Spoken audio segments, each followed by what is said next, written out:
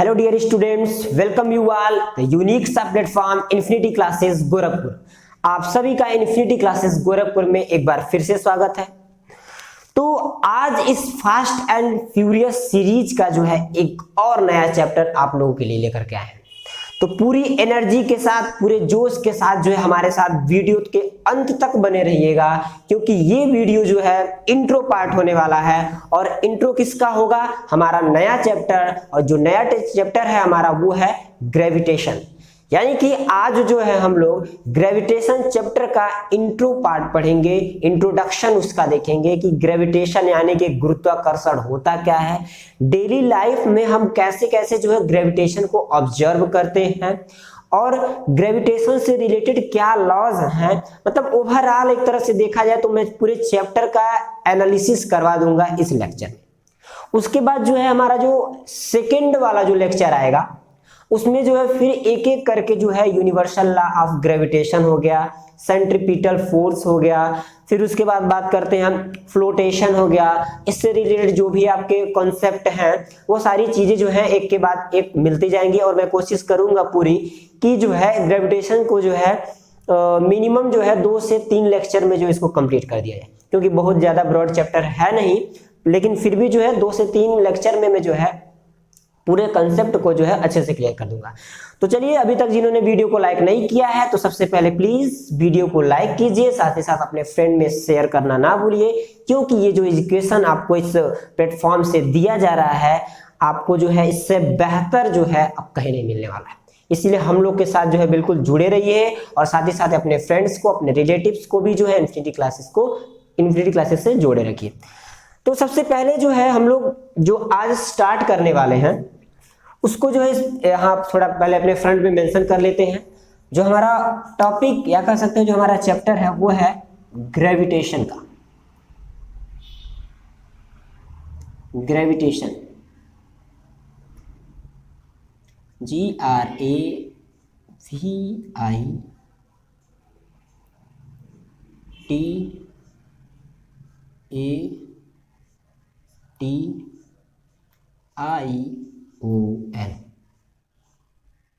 Gravitation. ठीक,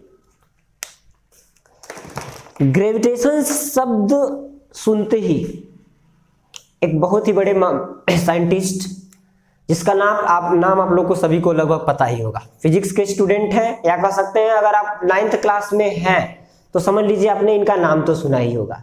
हाँ, बात हो रही है हमारे आइजैक यानी कि आइजैक न्यूटन की बात हो रही है, जिन्होंने इस ग्रेविटेशन के कंसेप्ट को पहली बार जो है बताया था। जी हाँ, ग्रेविटेशन यानी कि गुरुत्वाकर्षण एक्चुअली में होता क्या है, कैसे ऑब्जर्व किया जाए, कैसे पता लगाया जाए, ये कोई और नहीं न्यूटन साहब ने ही बताया था।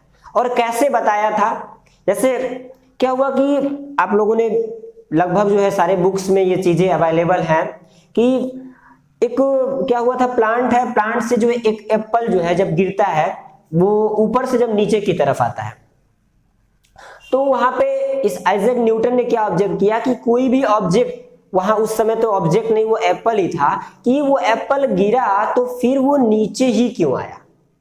क्वेश्चन सबसे बड़ा था, हमारे और आपके दिमाग में तो नहीं आएगा, लेकिन तब की बात है जब उनके दिमाग में ये क्वेश्चन आया कि एप्पल जो है वो गिरा तो नीचे ही क्यों आया, ऊपर ही क्यों नहीं रह गया।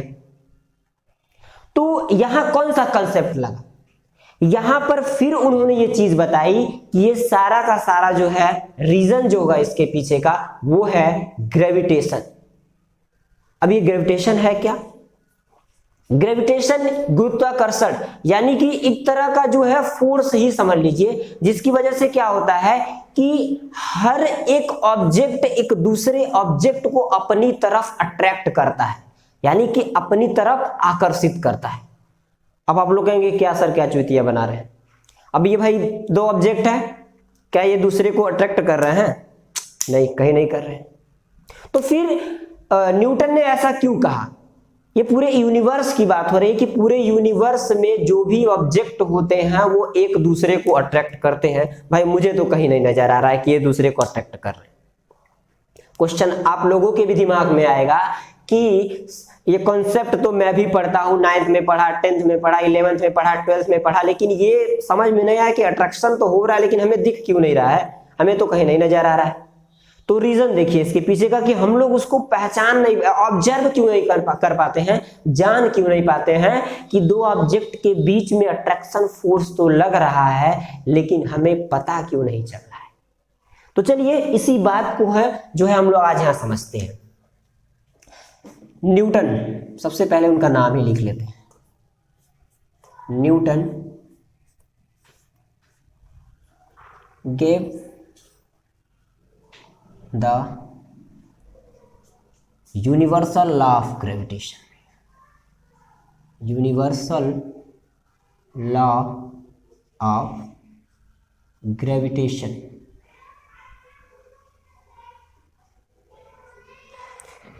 ये चीज हो गई। आगे समझते हैं इसको।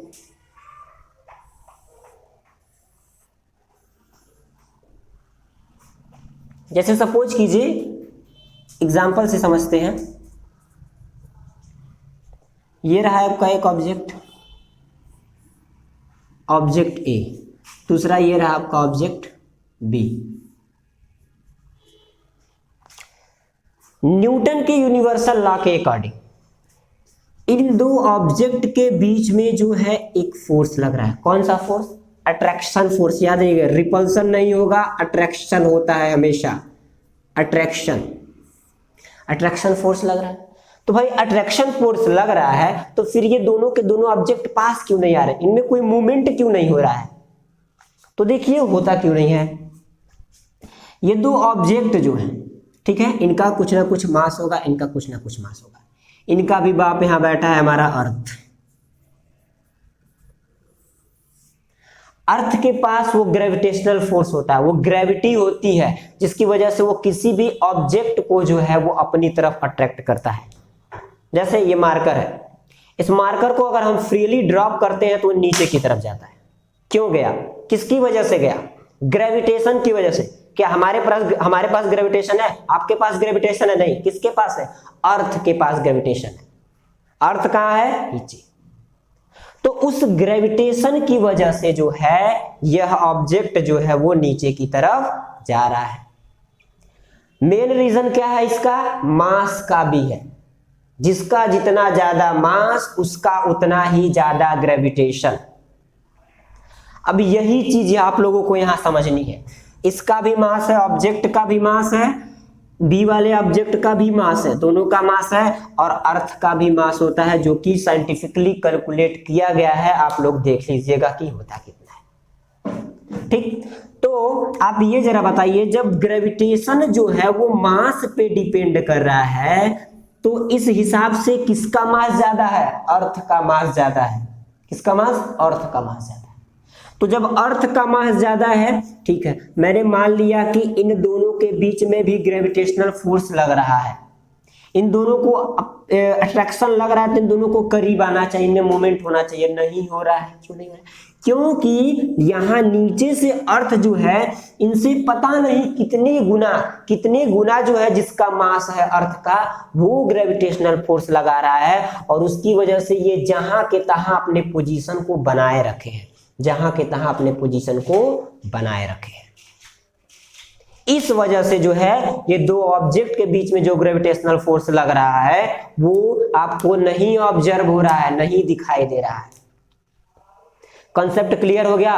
तो यहां से एक चीज हमें सीखने के लिए मिली, क्या? कि ग्रेविटेशन जो होता है वो मास पे डिपेंड करता है। अर्थ का मास ज्यादा है, उस वजह से जो है ग्रेविटेशन उसके पास जो है वो ज्यादा है।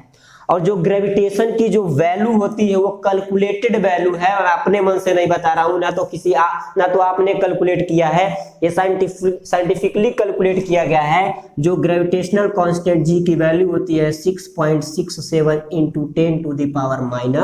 10⁻11 होता है। अभी बात करेंगे इसके यूनिट की भी, डायरेक्ट यूनिट लिख देंगे तो आप लोगों को समझ में नहीं आएगा, मैं यूनिट की भी बात करता हूं। ये चीजें समझ में आ गई कि एक्चुअली में ग्रेविटेशन क्या होता है। ग्रेविटेशन एक तरह का फोर्स है जो हर यूनिवर्स में हर दो ऑब्जेक्ट के बीच में लगता है, एक तरह का अट्रैक्शन फोर्स है। और वो ग्रेविटेशन किस पे डिपेंड करता है, ऑब्जेक्ट के मास पे डिपेंड करता है। तो अगर ये अर्थ का मास ज्यादा है तो इसके पास ग्रेविटेशन ज्यादा होगा। अब बात करते हैं दो ऑब्जेक्ट के बीच में जो ग्रेविटेशनल फोर्स लगता है उसका एक मैथमेटिकली या कह सकते हैं जो है एक फार्मूला क्या हो सकता है। देखिए सपोज कीजिए हमारे पास दो ऑब्जेक्ट हैं, यहां देखते हैं universal law of gravitation, universal law of gravitation, ठीक है, यूनिवर्सल लॉ ऑफ ग्रेविटेशन। मैं इस लेक्चर में केवल इंट्रो बताऊंगा, ये सारी चीजें मैं कल जो है आप लोगों को यानी कि आने वाले लेक्चर में जो है आप लोगों को स्टेटमेंट के साथ मैं इसको क्लियर करूंगा। बस यहाँ आप लोग जो है ग्रेविटेशन एक्चुअल में है क्या, उसका फार्मूला क्या है, वो इस लेक्चर में जरूर देखिए, लास्ट तक बने रहिएगा वीडियो के, तभी जो है आप लोगों को ये सारी चीजें समझ में आने वाली है। देखिए हमने क्या किया, एक ऑब्जेक्ट यहाँ लिया, दूसरा ऑब्जेक्ट यहाँ लिया, इसका नाम दे दिया ए, इसका नाम दे दिया बी, इन दोनों को सम डिस्टेंस से सेपरेट कर दिया, यानी कि इनमें डिफरेंस ला दिया डी का। दो ऑब्जेक्ट लिया, कुछ दूरी पे हमने रख दिया डी पे। तो ग्रेविटेशन के कॉन्सेप्ट के according the object A apply the force on B and the object B apply force on A. Clear? तो यहां जो है ग्रेविटेशनल फोर्स है, ये फोर्स कौन सा है, ग्रेविटेशनल फोर्स है। यहां से जान लीजिए जो ग्रेविटेशनल फोर्स होता है वो मैंने पहले ही बता दिया मास के डायरेक्टली प्रोपोर्शनल होता है। दैट मींस आपके ऑब्जेक्ट का जितना ज्यादा मास है उतना ही ज्यादा उसके अंदर ग्रेविटेशनल पावर होगा। और साथ ही साथ जो ग्रेविटेशन होता है वह जो है इनवर्सली प्रोपोर्शनल होता है दो ऑब्जेक्ट के बीच के डिस्टेंस यानी कि डी का, यानी कि आप जितना ज्यादा दूर करते जाएंगे ग्रेविटेशनल पावर उतना ही कम होता जाएगा। बात समझ में आ रही है ना क्या, कि जितना ज्यादा आप दो ऑब्जेक्ट के बीच में डिस्टेंस लेते जाएंगे उतना ही ज्यादा उतना ही कम आपका ग्रेविटेशन पावर होता जाएगा। क्लियर हो गई बात? तो इससे आप लोगों को एक चीज यहाँ पे ऑब्जर्व हुई होगी कि मान लीजिए इसका मास हो गया m1, इसका मास हो गया m2, और यहाँ से अगर हम मान लेते हैं ये m1 हो गया इंटू m2 हो गया, क्योंकि दोनों बॉडी का मास का प्रोडक्ट जो है ग्रेविटी के डायरेक्टली प्रोपोर्शनल होगा। तो this directly proportional to m1 into m2 हो गया and inversely proportional to the distance between them. अगर हम दोनों इक्वेशन को मिलाते हैं, first equation and second equation, तो देखा जाता है G इज डायरेक्टली फोर्स जो यहाँ पे लग रहा है, बाय मिस्टेक, फोर्स जो यहाँ पे लग रहा है आपका, force is directly proportional to m1 into m2 and force is directly proportional to 1/d। ठीक, फोर्स लग रहा है यहाँ पे, ध्यान दीजिएगा, फोर्स F होगा। ठीक है, तो इन दोनों इक्वेशन को जब मिलाया जाएगा तो F is directly proportional to m1 into m2/d हो गया। और जब कोई भी जो हमारा डायरेक्टली प्रोपोर्शनल का साइन, प्रोपोर्शनलिटी का साइन हटाया जाता है तो एक कांस्टेंट लगाया जाता है। चूंकि हम ग्रेविटी पढ़ रहे हैं तो इस वजह से जो है हम यहाँ कांस्टेंट लगाएंगे कैपिटल G, और ये होता है हमारा m1 इंटू m2/r का स्क्वायर, सॉरी d का स्क्वायर कर सकते हैं।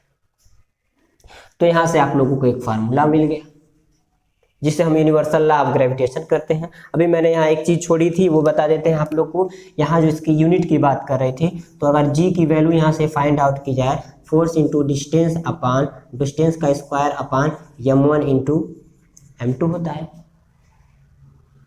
ठीक है, m1 into m2 F equal to G m1 into m2 upon r का स्क्वायर या d का स्क्वायर हो गया।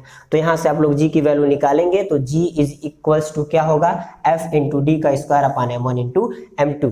तो फोर्स का यूनिट होता है आपका न्यूटन, और डिस्टेंस है तो मीटर का स्क्वायर अपान मास है 2 है तो kg का स्क्वायर। तो G की वैल्यू कुछ इस तरह से होती है। और ये G की वैल्यू जो होती है यूनिवर्स में जो है, चाहे वो आप चंद्रमा पे चले जाइए, चाहे तारों पे चले जाइए, चाहे पृथ्वी पे रहिए, मतलब कहीं भी चले जाइए, पूरे यूनिवर्स की बात कर रहे हैं, ये कैलकुलेटेड वैल्यू कभी चेंज नहीं होती है। G की वैल्यू आपकी 6.67 into 10⁻⁻11 newton metre square upon kg square होगा। तो इंट्रोडक्शन में ये चीजें हो गई। फिर इसके बाद आपका एक कंसेप्ट आएगा फ्लोटेशन का, फिर एक कंसेप्ट आएगा फ्रीली फॉलिंग बॉडी का कंसेप्ट आएगा। ठीक, तो ऐसे जो है बहुत सारे अभी कंसेप्ट इसमें बचे हुए हैं। ये केवल ग्रेविटेशन का इंट्रो पार्ट था। अब जिसको भी इंट्रो समझ में आ गया होगा, ठीक है, वो हमारे साथ जो है दूसरे लेक्चर और तीसरे लेक्चर के साथ अगर जुड़ता है तो मुझे पूरी उम्मीद है, 100% गारंटी है कि उसको पूरा का पूरा जो है समझ में आएगा। तो चलिए इस लेक्चर को यहीं पे करते हैं एंड, और अगले वाले में जो है हम लोग फिर से जो है ग्रेविटेशन को विथ स्टेटमेंट फिर से एक बार एक्सप्लेन किया जाएगा, और चीजें जो है कैसे फार्मूला डिराइव हुआ है और इसके एप्लीकेशंस क्या है हमारे, ये सारी चीजें जो है हम लोग क्लियर करेंगे। डेली लाइफ में हमारे ग्रेविटेशन के बहुत सारे एग्जांपल में, जैसे हम कुछ भी जो है ऑब्जेक्ट जो है जब फ्रीली ड्रॉप करते हैं तो नीचे की तरफ जाता है, क्यों जाता है, ग्रेविटेशन की वजह से। बहुत सारी चीजें हैं, बहुत सारे ऐसे एक्सपेरिमेंट भी हैं, बहुत सारे एक्टिविटीज हैं जो डेली लाइफ में आप करते हैं, जो कि इसी फिजिक्स के ग्रेविटेशन कॉन्सेप्ट से जुड़ा हुआ है। तो चलिए आज करते हैं वीडियो को यहीं पे एंड। तब तक के लिए टेक केयर, बाय बाय।